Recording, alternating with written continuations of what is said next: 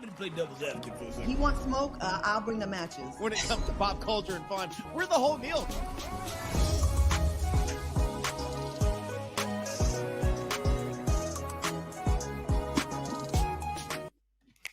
Hump day coming, Headkrack coming, Claudia coming, Tan Man coming, Scientist coming, rock, no hydraulics. Now what's going on, man? Welcome to Side Dish, man. Like, listen, man, just trapping differently today, man. It is Hump Day, man, getting you one step closer to the weekend. As we already stated, I'm Headkrack. That's Claudia Jordan. Tan, the man over there. How y'all feeling? So good. So ready. So ready to do this. Awesome. All right. That's good. I also feel good and ready. I feel good and ready and primed. I did a little bit of homework about this show. I got a little bit of a nap in earlier today. I feel good. I feel good about life right now. What you can take naps on the day. So yeah. Yeah. What? I cannot take naps. I'm so bad. I never sleep. Never. Like ever. Listen, Claudia, let me tell you, Tanner, like, you know, like your computer, when you stop using it, right? It goes into this thing called sleep mode. Tanner's like that, but as a human. Yeah. Like the second, like, he's not needed or you stop talking to him, like, he'll just power down. Yeah. Claudia, I hit low power mode and I go to sleep real quick. I would like you guys both to come back in your next life as 52-year-old women so you can feel like, I guess what premenopause probably is. You just never sleep. And you're like, how am I still alive? Yeah. I want you guys to have cramps and menopause. I just want y'all to just see it just for like a month. Menopause. I mean, but that has to be a good part, right? Like about, like, you know, being a woman, right?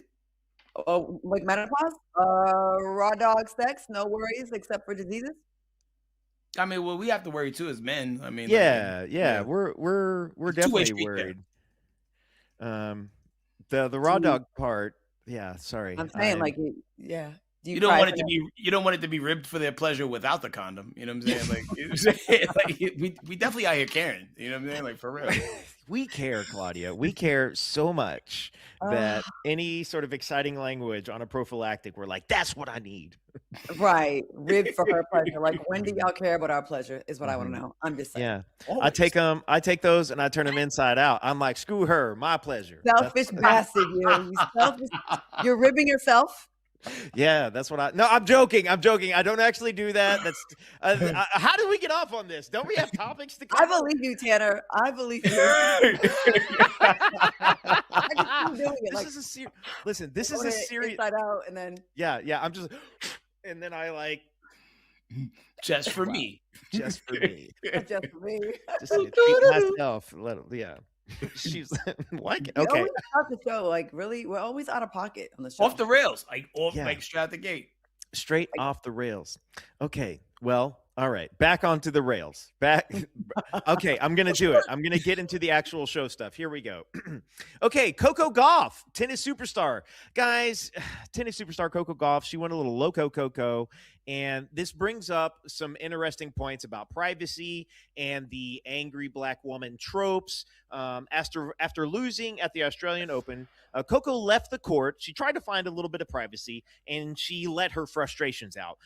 But unfortunately, she was caught on camera for the entire world to see. So we're going to take a little listen to Coco explaining her outburst, and then podcaster Emmanuel Acho express his thoughts on the issue.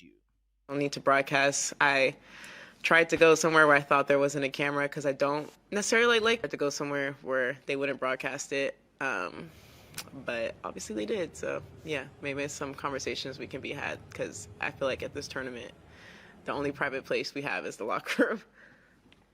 The dilemma is this, like, if it was a man that did what Coco Gauff did, it's a non-story. If it was a man that did what Coco Gauff did, nobody's talking about it. I also think we have to be understanding of the fact of, like, there are so many stereotypes that are attributed to black women and being aggressive and black women and being angry, and I think this is a time where this is another one of those stereotypes trying to be attributed to Coco Gauff. Coco Gauff just lost a devastating match. I think she lost 6-1, lost 6-2, 2 sets. It was an embarrassing performance. Her own words, her own family's words, her own coach's words, and the analyst's words. She was upset. Athletes at the pinnacle of their performances, when they fall short, they are upset. I just think as though a lot of people are treating Coco Gauff like you wouldn't treat a man, and a lot of people are treating Coco Gauff like you wouldn't treat any other athlete if given the same level of devastation and same level of heartbreak. Yeah, I think Emmanuel's saying it best. I would just repeat what he says. What do you guys think? Should she and other athletes in her space have more privacy? Why can't she express anger without judgment? What do you feel like the layers are here? Maybe not more privacy, but maybe just keep the same energy across different demographics. There was plenty of white girls the last couple of weeks that were talking much trash when they got beat by the other black tennis player. And I'm just like, okay, we talked about it for 5 minutes and then we moved on. It was a non-issue. When you lose, you should have the right to be frustrated and express your anger. She didn't take it out on anybody. She went off to the side. I think that's normal. Again, everything he said, I don't even have to expound upon it. Like, it was just perfectly said. Yeah, I feel like John McEnroe's whole like tennis career, outside of him being pretty decent at it, the other part was like, yo, we used to watch him spaz on that court, and that's what you knew John McEnroe for. He was the original Mad Max, and it wasn't that she threw a fit on the actual court either. Like, she tucked away to the side and thought she was like wilding out in peace. But I feel like we should be allowed to emote. I like when they cut to people that lose at award shows and they have that, oh man, look on their face. Or they be like, this bitch. You know what I'm saying? Like be real, be transparent. People are gonna be upset when things don't go their way. We're allowed to watch football players and basketball players like be angry when things don't work out. Why should we hold these tennis players, females specifically, at a higher regard than these other athletes? It's black female tennis players, though.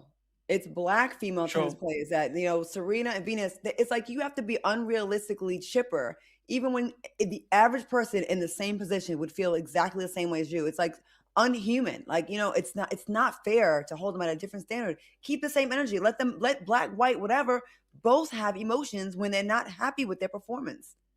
Yeah, it is a double whammy. Without a doubt, she is a victim of the angry black woman stereotype. Unfortunately, she's also a victim of being born a woman. Specifically, I think like McEnroe got more famous for this, and more people tuned in to watch him play tennis for this. Now, I'm one of those people who, like, I do think, unfortunately, this isn't the world we live in, but I would like for it to live in the world where if Coco Gauff, if that's how she felt in the moment, that she could have done that right then and there on the court. I respect her for walking off and trying to find a little space to do it, but at the same time, her feeling was the same in both spaces. She just tried to find a space where she could do it. How many times you've been watching a football game and some running back or some quarterback or whoever, some coach, and a play goes wrong on the field, and then it just like zooms in out of nowhere to the sidelines, and you see the players go, yeah. and we can't hear what they're saying, but we know and we understand that that's sports and that's passion. Mm-hmm. Yeah. It's human. It's nice to see humans being humans. I mean, it's normal. Everyone can't be so cool. Like, I'm not tripping. No, we are tripping, and it's okay, and we understand it. Athletes want perfection. That's why they're good at what they do and they get their money. So of course you be frustrated when you don't perform. Use all the emotions and all the words, man. Well, moving on. This person didn't use his words. He used his hands. Talk about Steve Rifkind. Now, he has a long history in hip-hop as the founder of Loud Records, SRC. And he told a story recently about a disagreement he had with the Reverend Al Sharpton over the group New Edition back in the day that has people saying, really, Steve? Just before Black History Month, this is what we doing? Check it out. That I went to get the sandwich, and the guy gave me a note there, Sharpton with his crew. And I just smack him square on 55th and Broadway. We're all on a plane on Friday to LA to meet with the rest of the guys. We shake hands that we have a deal. So we're supposed to sign 2 weeks later, and they were doing a celebrity basketball game in New York. The lawyer, us, were having dinner while they're in the celebrity basketball game. We walk into the hotel, and we see Sharpton and Don King walking. Now, Sharpton lived in my dad's house. My dad raised Sharpton. What? Yeah, they go up to see the guys. And I think Don offered each one of them $1 million. To manage them? To manage them. I'm crazy. And I said, I'm going to see you and say it to Sharpton. So this is Saturday. We go back up. They said, well, they just offered us $5 million. I said, we can't give you $5 million, but we'll make you XYZ amount of money. Now it's just like, I want to just get Sharpton. So that Monday night, remember the deli that I went to get the sandwich? Right. And the guy gave me a note there, Sharpton with his food. And I just smack him square in the head on 55th and Broadway. And he knows that if I get touched, but I want to get touched, like, let's go, like, be a type of war on his hands that he's not going to want. I get upstairs, an hour later, my father, he goes, you really are the dumbest. He goes, you could have gotten killed. I'm like, then come here and kill me, mother. Like, I'm screaming at him, come and get me. If you're going to let this walk all over you. Yo, so do you feel like the story is disrespectful to tell in this time and climate? And also for reference, this happened like between like probably around 86 and 88. Al Sharpton was a different guy than the guy we know now. However, I still don't like the narrative of this guy saying he smacked a civil rights leader. But, you know, go off. Yeah, I didn't like it either. I'm like, you could have kept that shit to yourself. Like, okay, tough guy, you slapped Reverend Al Sharpton. Oh, congratulations. Okay, like I don't. Yeah, Should have showed a picture of how Al Sharpton looked at it. He looked very smackable in around that pocket of time. Would you have wanted to see that tape? A tape of that? Yeah. Because I have seen a tape of Al Sharpton taking an L on live television. Anybody remembers like TV back in the days pre Jerry Springer, the Morton Downey Jr. show? Oh, this was Jerry Springer before Jerry Springer, and there was an episode where he got into it with this dude. I think I don't want to. It wasn't Calvin Butts, but it was another civil rights dude. And Al Sharpton, he fell down like King Hippo and Punch Out because he was a much bigger human back then, right? And like his perm moved a little bit when he fell. It was must see TV at the time. It's it's kind of a crazy story. It's kind of a crazy story to tell. This like kind of for me falls back in that category of like, people say, man, they're out here telling all the drama now. This kind of feels like that to me, where like, I don't know if I would have smacked somebody 30, 40 years ago over like, okay, that's a legitimate business disagreement that we're having. Like if you're trying to take my artist from me and you and this other guy are coming in with like a cash offer to try to get him out of my hands, but we've already got a deal, especially something about his father raised Al Sharpton. Was I? Yeah, like there's some parts cut out of it. Like, I guess Al Sharpton had stayed with his dad because, like, I don't, crazy. I used to work for Loud SRC, right? But I never met Steve Rifkind. I literally just maybe talked to him recently for the first time ever in my life, like maybe 4 years ago, right? Mm-hmm. But I guess his dad was also a big wig in the business too, who like had his hands in a lot of things. And Al Sharpton was a controversial figure, and he had a lot of scandals and things going on. He's not the guy we know now. So like all of this he's running with Don King. Yeah. In this story, right? Well, that was the other thing. That was the only other layer that I was going to try to like wrap my mind around, is if my father helped raise or co-raised, or you came up in a house that my dad owned, that means that you and I have a background of some kind, without a doubt. And it's not two strangers. It's not two business associates. We have a personal relationship. And so I feel like maybe that part of the story would add a little context. Yeah, I think that's a little unhinged. Like, that's a good point. If they have a relationship and your dad raised him, you could have like stepped to him as a brother and said, yo, let me holler at you about this, not to just go slap him. And does he have the right to tell the story? Yes, he does, because everybody else is telling their stories. Everybody else is chatty, but it's his story. He has a right to tell it. But I think the way he went about it, being a tough guy, he could have approached his brother, right? Yeah. Since his dad raised him. Right. Yeah. You don't really get no points for that. You know what I mean? Like, yeah. All right. Aaron Pierre. That's a better smack. Who brags about smacking a pastor? What the hell? Yo, man, I saw Bob Barker, man, over at Whole Foods, man. One time I smacked Drew Carey. I said the price is wrong. right, man. Martha Stewart don't want that smoke with me. You know what I mean? I'm gonna run up on her and give it his elbows. You know what I'm saying? Kirk Cameron know what it is. All right, moving on. Aaron Pierre, that's Black Panther. Okay, well, we aren't sure if it's happening, but allegedly Marvel Studios met with Aaron about playing a new Black Panther character in Avengers Secret Wars. But a post online has people thinking. Someone online said, light-skinned T'Challa with green eyes? I think the bleep not. Now, the comment section definitely felt like a racially ambiguous Panther wasn't on their bingo card, and Marvel should stick with Damson Idris for the recast. What do y'all think? What do we think? Does Black Panther need to be dark-skinned to be believable? What are your thoughts? I mean, he looks tender. I feel like he would die after taking the heart-shaped herb. You know what? The elders? He wouldn't get to talk. He wouldn't make it to the spirit plane and get to talk to the elders? Nah. He would. Oh, hold on. I don't think he's taking down M'Baku, though. So. Oh, not at all. Yeah. I don't know. I mean, I kind of feel bad about this whole stereotype that light-skinned people are automatically soft, because I hear people with baseball bats before. You know what I'm saying? Okay. Like, I've done that plenty of times. Okay. And I'll do it again. Well, no, I won't, because I'm 52. But I'm just saying, like, you know, if you're a good actor, you fit the part, people want to see you. It's a movie. There's a lot of, I mean, there's a Little Mermaid out there. Okay. Like, everything doesn't have to be, there's not like a real life story that we're following that it has to be like that. And I don't know. I get what they're saying, but I'm also like, I kind of get sick of the light skin, dark skin thing. I really do. I mean, and it's not that he's not qualified at all, right? But all the other names that have been floated, I think we mentioned Damsung Idris, and I think he kind of low key is the front runner for that. Even potentially John David Washington, possibly for T'Challa.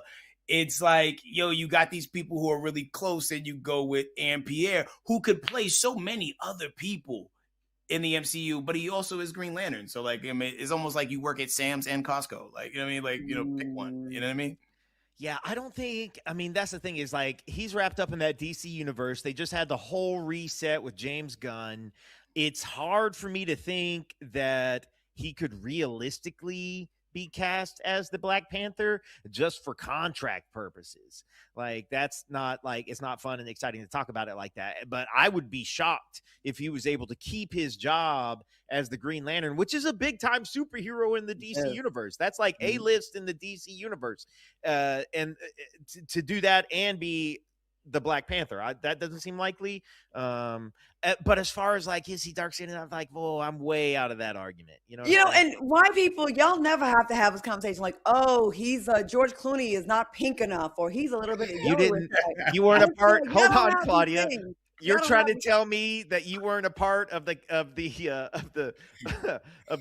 Captain America wasn't white enough to wear the suit. Oh my God! Y'all don't have these conversations that we have. Like, we constantly find ways to divide us up. Y'all, I would love to hear white people have a dark white and a light white conversation. I would love to hear that. Does that ever happen? No. And stranger things have happened in television and movies. Okay, y'all have totally white people playing Indians, Egyptians, Cleopatra. So knock it off when it comes to, at least he's in the ballpark. Yeah, that's what I back Claudia up, guys. I back her up on this. Aaron Pierre for every role. Okay, moving on. Oh man, we talked about the clips of this show before. We're gonna do it again. My Strange Addiction. This clip. Okay, buckle up. This one's gone too far. Uh-oh. And I'm addicted to drugging my friends. Hey Jeff, I heard that coffee you had last night. I made you a drink, buddy. Thank you.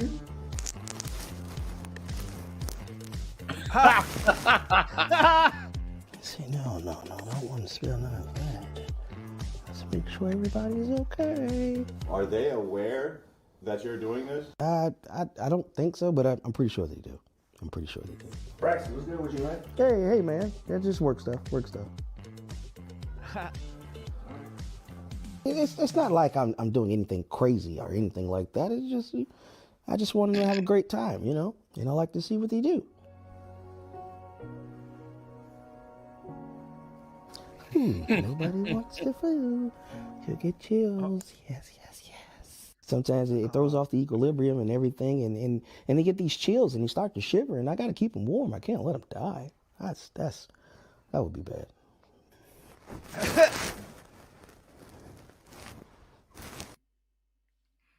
Wow. Okay. It seems like a skit. At first, we're not really sure. We kind of think of this as a PSA. Check your beverages, even if they're given to you by a friend who has to look down his glasses like this every now and then. He definitely looks like a sex offender. He's not just putting them to sleep. He's diddling them or something. He's doing something to them. There's no, like, all that nonsense. That's a weirdo. Check his basement. He's going to get caught at the time he forgets to buckle the pants back. We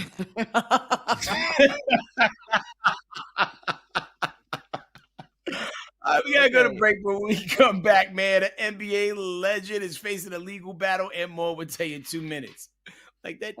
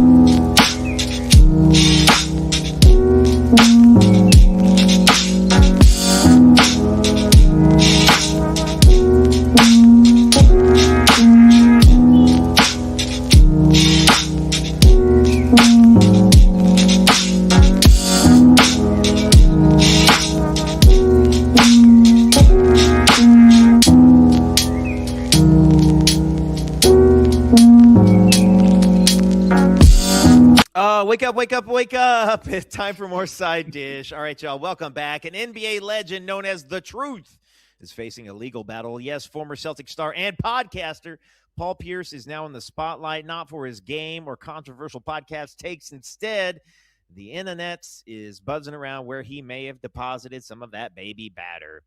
A woman named Princess Santiago, an event director in Los Angeles, has filed a paternity lawsuit claiming Pierce is the father of her unborn son.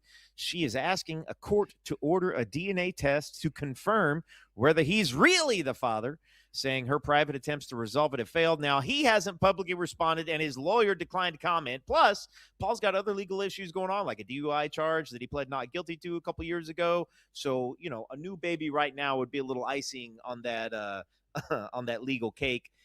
With all of his controversial takes on women and relationships, what is going on? Is he down bad being a 48-year-old new dad? What do you think about that, Headkrack?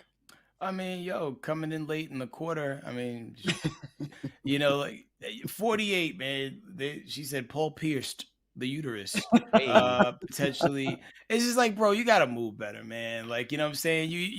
You accrued all the money you accrued playing the game, and like, you don't fumble it in your retirement. And not saying that he's like definitely the dad, but it tracks, right? Like, based on the things he says on the podcast and things like that, it's plausible. And when you put this energy out there, you're going to attract those type of flies. Mm-hmm. Paul Pierce, you know, I'm from New England, so let me tell you something. The Patriots, the Celtics, and the Red Sox, those are my teams. I'm a huge Paul Pierce and Boston Celtics fan. And Paul, man, I need to holler at you because I'm working on a set of a TV show, and there's a girl on there that your name came up.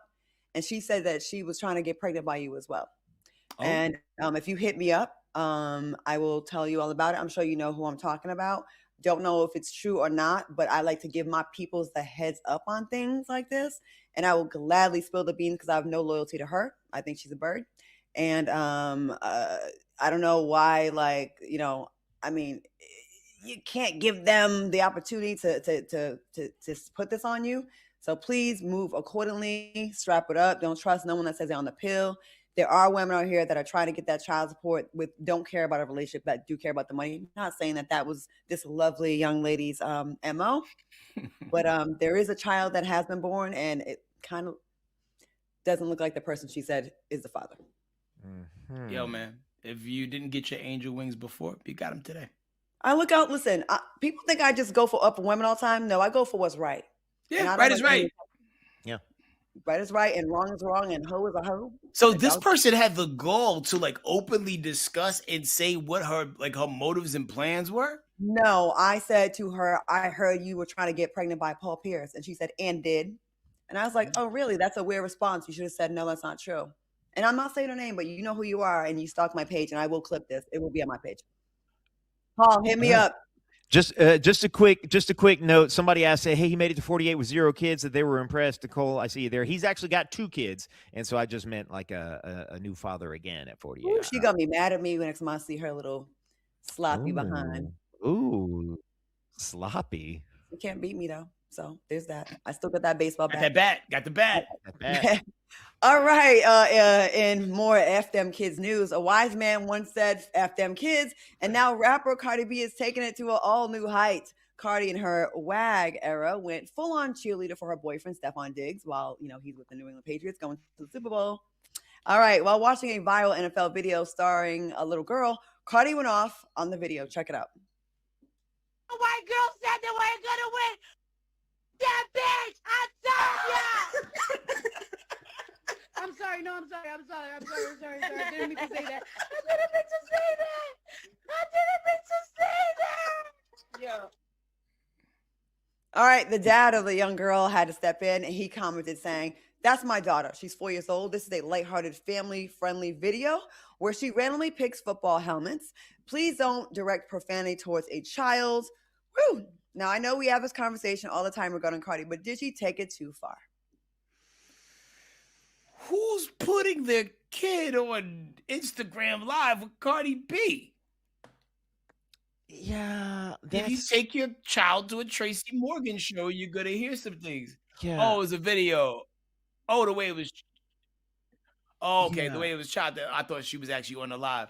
I mean, at the end of the day, people gonna react. People make reaction videos all the time. I'm not just like caping for it because she's Cardi B, but she also instantly apologized. Sometimes you go off your instant emotion. Right. Some people have no filter. Some people have the CJ Jordan version of Tourette's, and they will say the first thing that comes to mind and moonwalk it back. And she did that. Yeah, I'm throwing. Listen, Cardi B has, in my opinion, 0% fault, 0% anything to apologize for here. The parents of that child. Listen, if that kid, I don't know how old that kid was. She looked maybe 4. 6, Four. 4. That 4-year-old kid. Okay, that 4-year-old kid. Listen, if your 4-year-old kid is accessing all of the internet and Instagram on their own with no parental supervision, you're a messed up parent.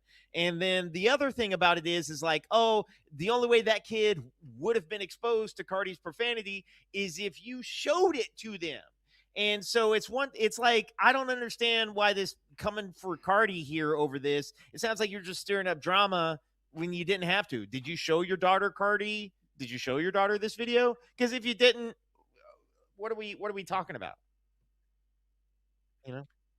Now, if somebody said that about my kids, I mean, like, I'm clapping back at them, you know. But and you have the right to do that as a parent. Like, you at least gotta look like you tried to put up a fight. You know what I'm saying? And do the thing and stand up for your kids, because your wife gonna look at you crazy, or your baby mother gonna look at you crazy if you don't say something, do something, reply in some sort of way. But I don't think Cardi really truly meant that. No. Like that. You know what I'm saying? That's just Cardi being Cardi. And she said sorry. What do you want? I think they're both right. I think the father was right to defend his daughter, although a 4-year-old should not be on Instagram. There's a lot of adult content. There's snuff videos on Instagram. There's all kinds of sexual stuff on Instagram. There's war wounds, car accidents, grotesque injuries that are not for a 4-year-old.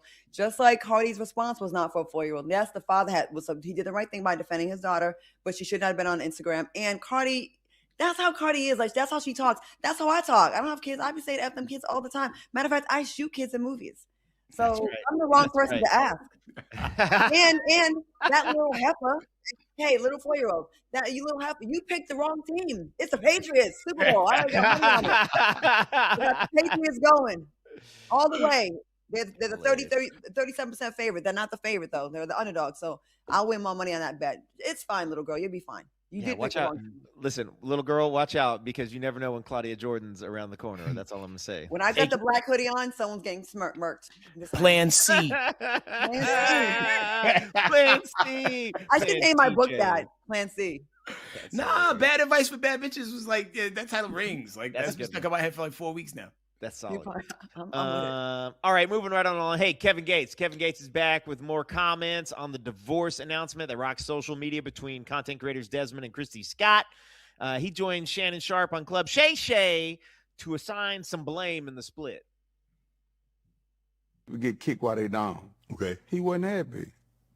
He wouldn't made himself happy. The only thing I would have. Oh, he's a Jehovah's Witness, right? I don't know what the he is, but everybody think he's so wrong. No, she's so wrong. Look what you made me do. Huh? She ain't make that man do that. Why'd he do it? That's the guy. He got to do that. He got to deal with him and him. He was suffering in silence. It's all over his face. He was suffering in silence. A lot of men suffer in silence. And he was just making himself happy. Then the woman that he was over there with, they talking about, hey, yeah, man, that motherfucker look like a monster. I got in her DM too. Come on, Cap, damn. I told her, I say, ignore the hate. That's just miserable people. Keep being amazing. You beautiful. Cause they was trying to talk about her too. Hey, I hate to say this. Yeah. A woman is a good woman. Yeah. That's a gift from God. Yeah. But the man is the prize.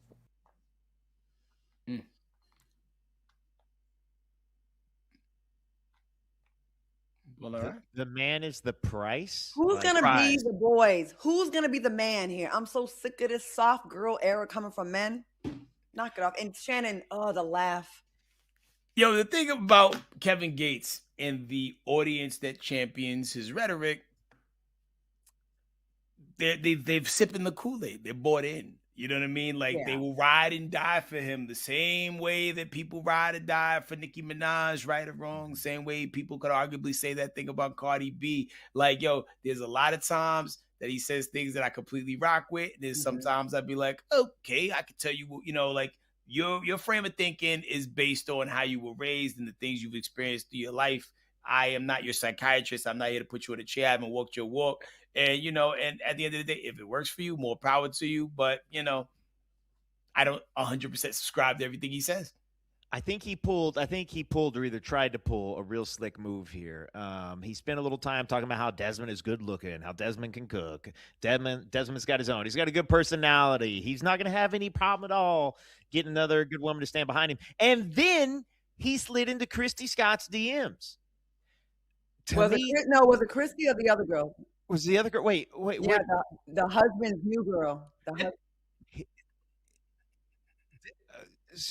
So he slid into the other. Okay, I guess I got this mixed up then, because he slid into some woman's comments, and the only reason, or some woman's DMs, and the only reason that anybody is sliding into a member of the opposite sex's DMs and just hitting them with compliments is they want a little attention back. Yo, that's true, because I certainly got an Anthony Joshua's DMs after that fight. I was like, "Oh, you're gonna be okay, boo." Yeah, exactly. Lived up to the hype. Right. Did he reply? No, not yet. I gotta. Maybe I only sent him a thirst trap picture. Y'all gotta help me with this.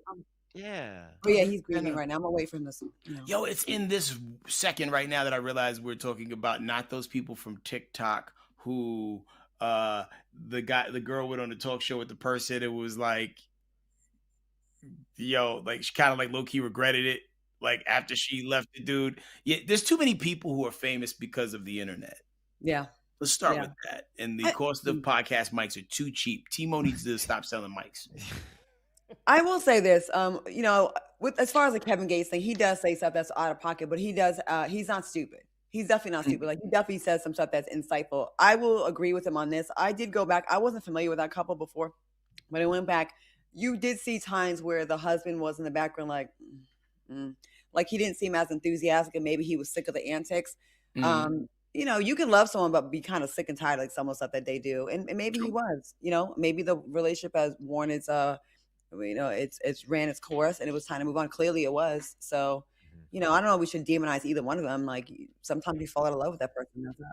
It sucks to be like a hostage in a successful situation, you know, because like, you know, you're making the money, but it's not necessarily in alignment with things you really care about. And then because of the popularity of the thing, you got options that you didn't have before. But at the jeopardy of the relationship that you're in right now, it's like, you know, and you can only put up so much of a fight until your defenses get too weak. And next thing you know, you outside. They made a lot of money together. So at least I got that. Making that bucks. And they were together since they were 14 and married since 20. That's a long time. No. Yeah. Oh, so they both got low bodies. They both high value individuals. That's low mileage right there. That's to me, that's how sorry. If I'd have known that at the beginning, I would have said good. They should have been divorced a long time ago. Nobody really likes that. Don't marry her first. What's wrong with you? I know. What are we thinking? Girl, run some trains. I mean, not get train right now. Don't have fun, you guys. You crazy little young kids. Yeah. Go have fun. Go outside and get sticky. All right. Well, I'm going to bring up the caboose here and take us to break. We're going to have more side dish in 2 minutes. Run some trains, Claudia. I'm saying, yeah.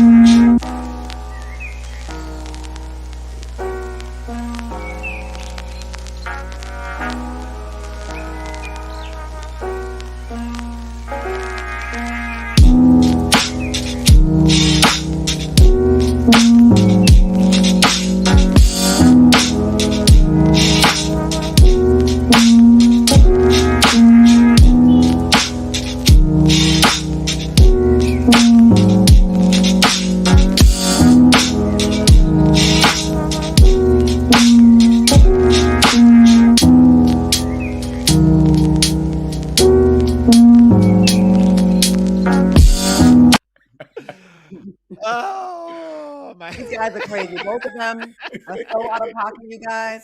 And one day we're gonna do this, side dish after dark. Oh, We have man. to. All right. Side dish after dark. Okay. All right. Welcome back, guys. It's time for some white people news. Dun-dun-dun-dun-dun. Okay. Listen up, colonizers. It is time for us to decolonize medicine. For the second time, the University of Maryland is offering a course called Decolonization in Medicine: Steps to Actionable Change.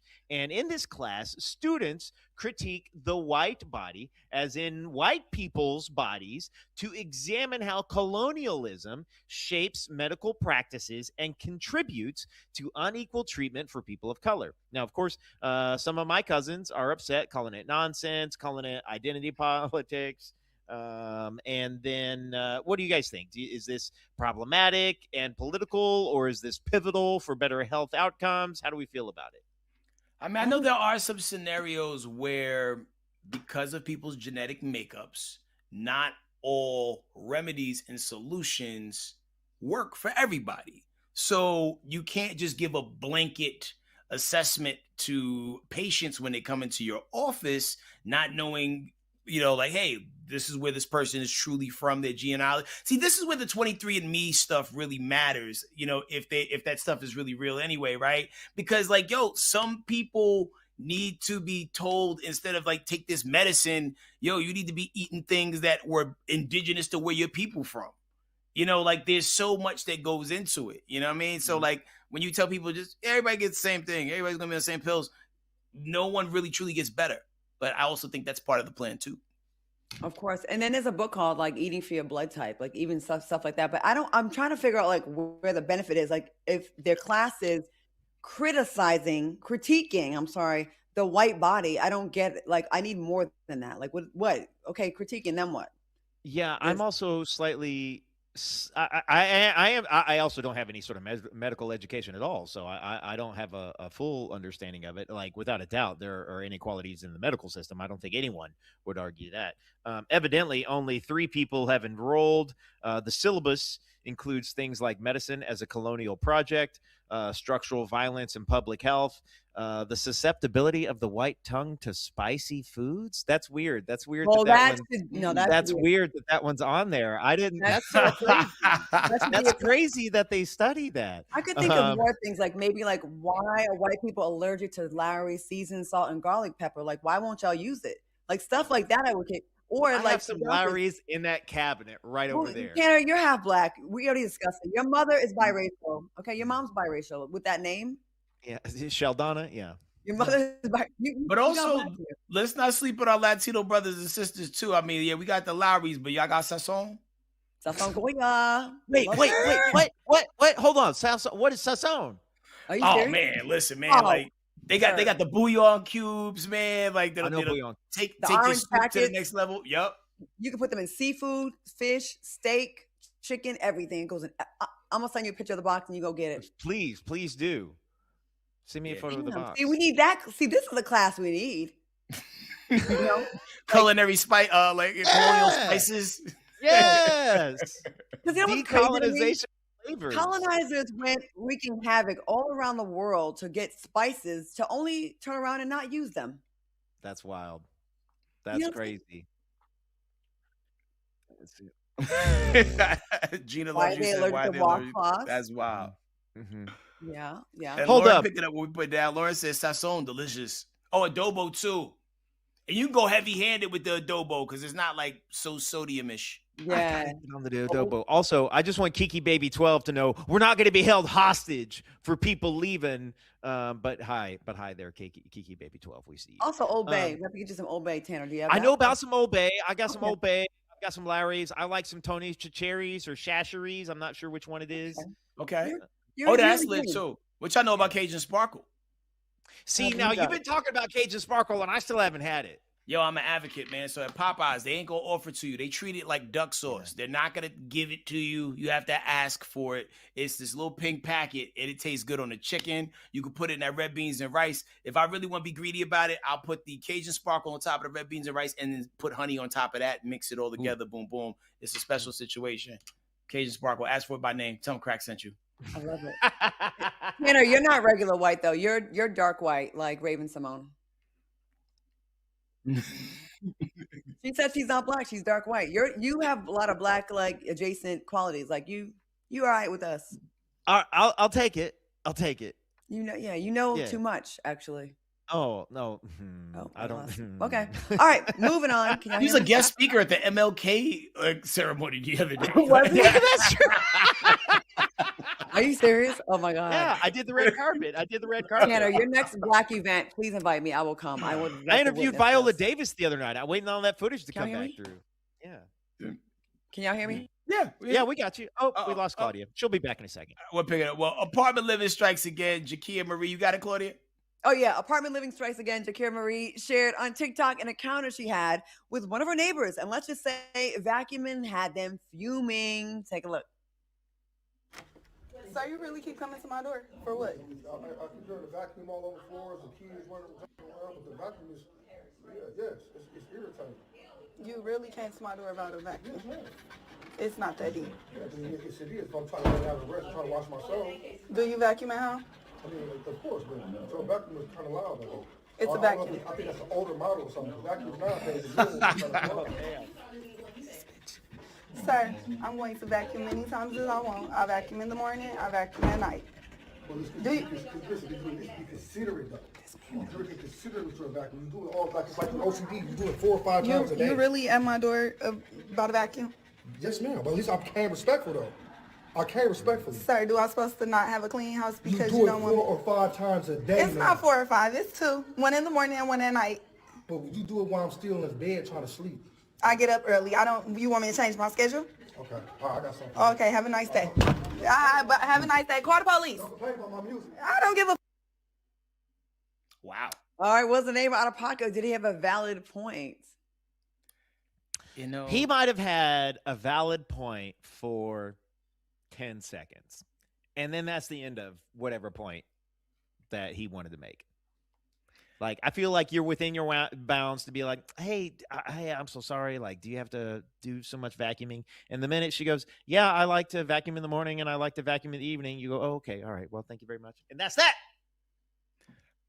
I mean, I could tell by the door that she was holding that like the structure of that building is not necessarily like, soundproof per se. So if you vacuum in, let's say, after 11 p.m., when somebody trying to sleep, now you in violation. Now you being wild about it. You know what I mean? Like, like you can't tell somebody not to vacuum, but there's certain times where it's like, yo, we trying to sleep down here and you just kind of got to respect what it is. I remember I used to, when I lived in an apartment, the last time I was on the top floor and I don't know, I guess I'm heavy footed. You know what I mean? So every now and then I guess they was taking a broom and going boom, boom, boom, boom, boom, and banging on the floor. And I just start tap dancing like Savion Glover on the top, because it's like, yo, man, I'm not doing anything. I'm just living. You know what I'm saying? Like, I'm sorry that the building was made this way, but don't be like that.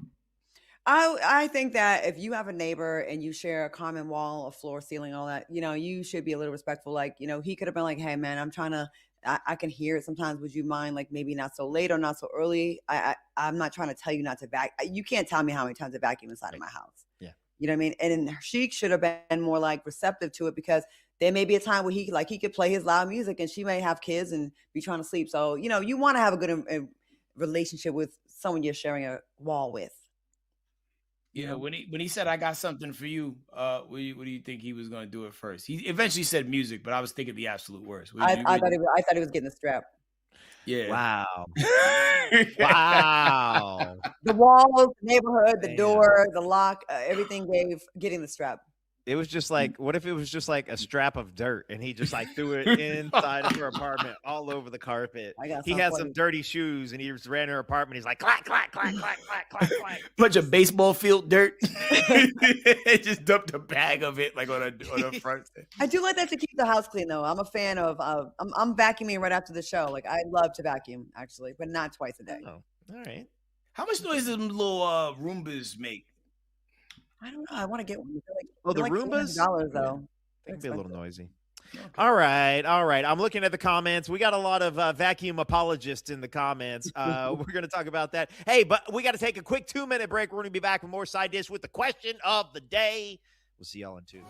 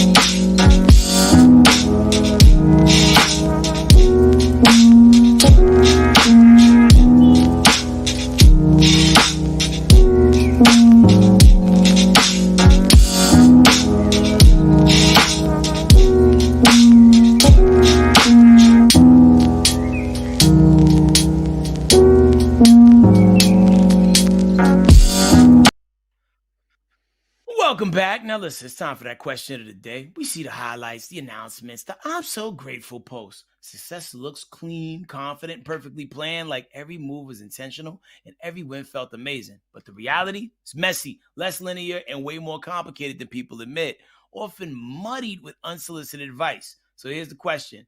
What lie do people tell about success that nobody talks about? I always knew I was going to make it. You didn't know. A lot of times you doubted yourself, and it's okay. Like, I feel like that's okay to have some doubt in that it's going to all work out, but stay in the course. That's how you get there. Yeah, keep running it up. Mm-hmm. Yeah, I would say that in the business space, that especially if you own a business, you are the last one to get paid. Mm-hmm. You know what I'm saying? Because you got to make sure everybody else is taking care of all the things they handled. And it requires a lot of bandwidth to really run an operation, and you got to have the right people around you. And some people think it's like, oh, I can handle it. And then you're stressed out. And then sometimes in the middle of the night, you hear a loud pow. Yeah, it's interesting. What lie do people tell about success that nobody talks about? That's such an interesting one. Some people go as far as saying, all you got to do is work hard and you'll make it. And some people work hard and help others make it. That's true. That's true. I don't think enough people talk about how, what is the phrase? It's the reason, what do they say? Your net work is your net worth. Mm-hmm. And all it is it comes down so much. I feel like so much of success comes down to who you know. This is the advantage that Ivy League colleges have. Yep. It is not that they have different books or they have knowledge in these schools at Harvard that is not available anywhere else. No, it's that it's full of the richest people's kids in America who are also going to be some of the richest kids in America. And if you know the richest people, then guess what? Your chances of getting up there in the C-suite is a lot higher. I don't think enough people talk about networking. I agree. That's why we should make a pact. Like everybody on this panel right now, everybody that's watching us, as members of the non-secret societies, this is the opportunity for us right now to form one, right now on live television. If you ever see anybody from this chat or anybody from this panel out and about, if you happen to work at a place of business, don't scan everything we buy. Scan every other thing. That's your way of helping each other out. And do it for everybody in the chat. And we'll do it for you. If we're doing an event, you'd be like, yo, I'm Devo Star 28 from the chat. I'm going to look out for you. And this is our, I want to say fraternity, our sorority fraternity. This is our thing. So the lesson is steal from corporate. Because they're stealing from us. They are. Listen, I'm not judging. Trust me. I shoot kids in movies. I'm not judging you at all. That's right. That's true. Who am I to judge? I'm me and Cardi B in the same level. Like, I'm not judging you at all. I mean, we're now the side dish syndicate, where it's like we're our own little. Did we just become like a Yakuza crime club? Is that what we are now? Well, you don't want to say crime, but like we're organized hookup club. That also sounds like a swingers place. We're gonna work on that. We have to work on that title. Yeah, we're gonna work on that. We're gonna workshop that one. Yeah. So you don't end up in the next segment. Everybody's favorite game. Whose cousin is it? We'll see y'all in 2 minutes. Hilarious.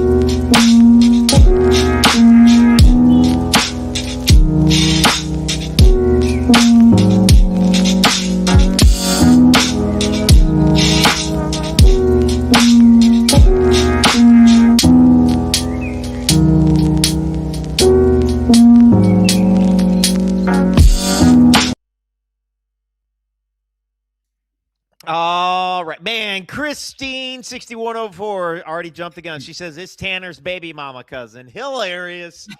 Welcome back. All right, y'all. It's time for everybody's favorite game. Whose cousin is it?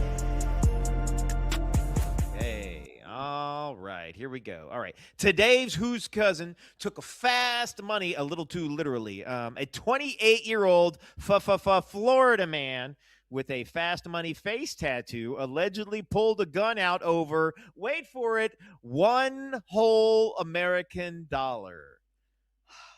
Okay, police said he walked up to 3 men on the corner and asked one of them for $1, and when a man said he didn't have it, he heard a gunshot.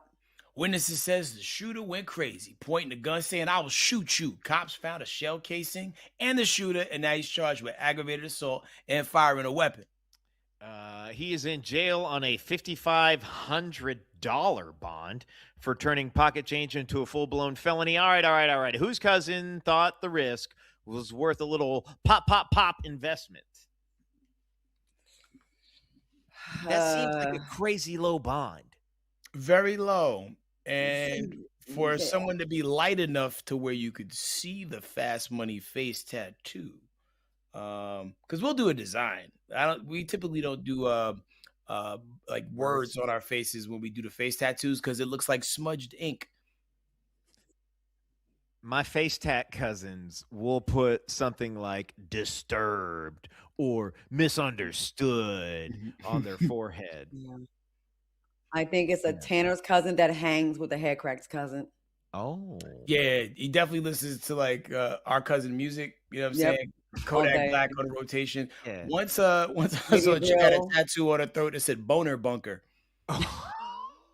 What? Yeah, I don't know where she worked. There's something in his mouth too. Maybe there's a grill or something. Definitely a goatee. Maybe looks Okay. like John B a little bit. He's got the white boy fade. Like, but grown out though. All right. Okay. Because it's been a couple weeks. That's why he needed that dollar. So yeah, I'm definitely gonna lean on your cousin, but he knows black things. It's black. Yeah, it's black activity by a white person. I feel like he's like the kind of white guy who's wearing that extra large plain white T-shirt. Yep, in my white tee. That he bought from the gas station. Yeah, gas station white tee. Maybe even a bandana. Well, I was gonna say earring or two. Yeah. Like in normal places, or that earring where it goes like up the ear. You know what I'm saying? No, I don't think that's a different. That to me is like my druggy cousin. Oh, hot topic. Does he have a cut in his eyebrow? Maybe. Ooh, maybe one little Big Daddy Kane cut in his brows. But he got it from an accident when he shot a BB gun and it ricocheted off the back Yeah. of a turtle. I like that. Okay, I think we got it. All right, Janet's cousin, let's move that van. Why can't we see this tattoo? Let's see it. I'm so excited. Oh, he come has a gun on. like this. Don't do this. Come on. This is killing No, us. this cannot be a killing us, good ladies and idea. gentlemen. There we Oh! go. Oh my no. God. That's Jesus. No. That's Because- Jesus. We did good on that. That's not my cousin, but I don't know why. Well, he's a white cousin, white Hispanic. You know, they have like, are you white Hispanic? Or, Like Cameron Diaz. Yes. I mean, you're not wrong. Look, he had the John B. He had the goatee. Oh yeah. I thought he had a fade, but he grew it out. Okay. He had the face tattoos. He had all that. The living conquistador. Dang. Yo, shout out to everybody in the chat who was strong and wrong like us. Yeah. And Are we wrong though? Yeah. we were in the neighborhood, man. Like, Yo, Christine said gangsta Jesus. What? I love this show. I love what a fun y'all, man. episode. Thanks for watching it, guys. Yeah. Y'all be safe. We'll see y'all tomorrow.